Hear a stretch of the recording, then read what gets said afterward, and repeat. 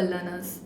They consume information best when it's in words, which is by reading or writing. I think this is the kind of learners our education system forces us to be like, which is read from the textbook, write that down, ace the examination, which what all of us have been doing our entire lives. And if it works for you, wow, you are the chosen one. But if it doesn't, it's alright. But people make this sound more boring than it should, because there are ways in which you can make this fun as well. Because I'm also part verbal learner, and it will really help you if you find more creative ways to make studying more interesting. So the study method which is most popular for a verbal learner is one, note taking, because there are million different types of note taking methods, and it's just that you haven't found the right note taking method. Okay, if you want a video about that, I'll make it, sure, but please don't hate the note taking people.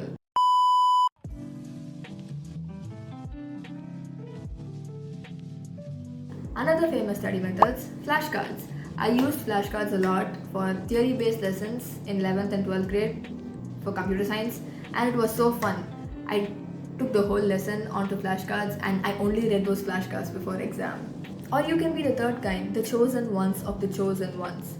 You read the lesson once and boom, it sticks to your head, you get 100 in the exam. I don't know how y'all people exist, man, I could never do it. 4. Kinesthetic learners. Learners who learn more by doing and practically applying. You know, there'll be a certain group of people who usually don't pay the most attention in class and not even get marks in the theory examinations, but somehow they will ace the practicals. These people are very special to me, and I respect them a lot, because I'll be in the lab for like 20 minutes trying to get the correct iteration point, and these people will be done in like 10 minutes and get the right answer on point. I don't know how they do that, but they're so good at it. And kinesthetic people are usually seen as the ones who walk around while studying, and I've seen so many people like that who cannot just sit in one place while studying. They have to walk around the room, run a 3-kilometer marathon race, run around the basketball court. And if that's you, amazing dude, you're also getting a workout in, so keep it up. There are no specific study methods for kinesthetic learners, but I figured out some things that might help. 1. The whiteboard. Have you seen whiteboards which are completely filled with notes? This is your chance to do it. Even if you don't have a whiteboard, it's fine. You can use paper or something. The whole point is to get your hands working while you're learning. Because your brain is working, your hand is also working. So, you're getting something physically done while you're studying, which is the point of being a kinesthetic learner. And I've done this before my practical exams, and it really helped a lot. So if you have a whiteboard, please go ahead. And it's a great investment. So if you're planning on buying something, please buy a whiteboard. 2. Blurting. If you don't know blurting already, it's basically once you finish learning a lesson, you try to write down everything you remember. And it's a great practice even if you're not a kinesthetic learner. I've never tried it out because my lessons are always too big for me to remember everything in that lesson. So if you're at least able to draw a good outline of the lesson once you're done with it, it will really help you. And there was also this very weird trend on TikTok about the scribbling while studying. I didn't get the point of it. I tried, but I wasn't able to focus on my studies. But a lot of people say that it works. You scribble on one side and you study on the other. I don't exactly understand how it works. It's called the doodling method, and it's exactly as it sounds like. As you're learning or watching a lecture or memorizing your flashcards, you're going to doodle on a separate piece of paper with your non-dominant hand. This is supposed to help keep certain parts of your brain active to help with focus. Or if that doesn't work, you can just Hannah Montana that lesson. Everybody knows the bones, just had to find a way. Everybody knows what I'm talking about, that's how I'll get an A. My body's many parts, and this is where it starts. Phalanges, I have 10, and metatarsals then. I got some tarsals too, I'll put them in my shoe. Obviously, you will not find yourself fitting exactly into one category. You might be a little bit of many. Like when it comes to me, I'm like 40% visual, 40% verbal, 10% kinesthetic, and 10% auditory, I think. And there are more than 4 types of learners. You can't put everybody under these 4 subsections. Like logical or analytical learners. Analytical learners depend on their logic and analytical skills to understand a particular subject.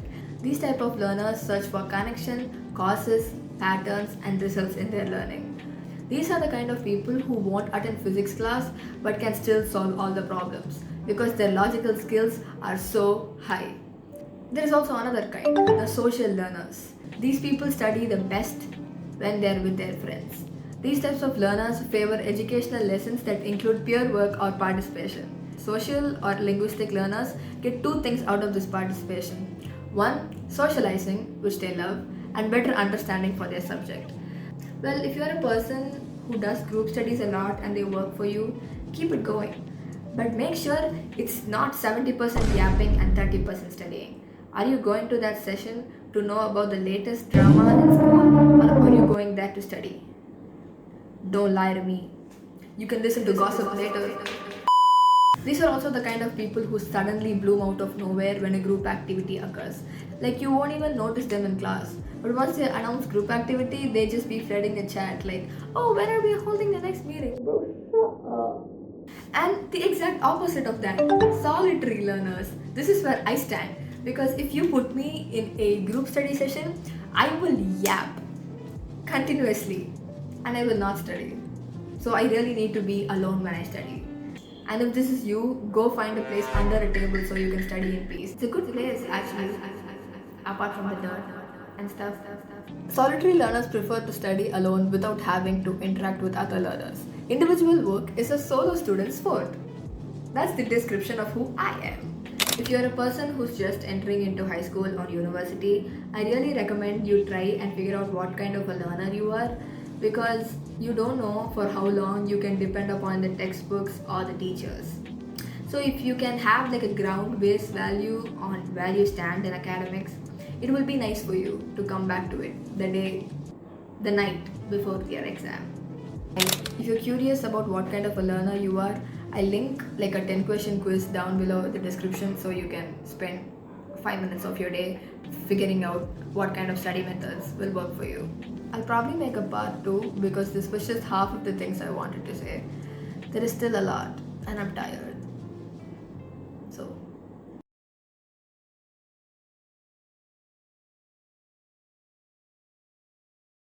my voice is gone and I'm so tired.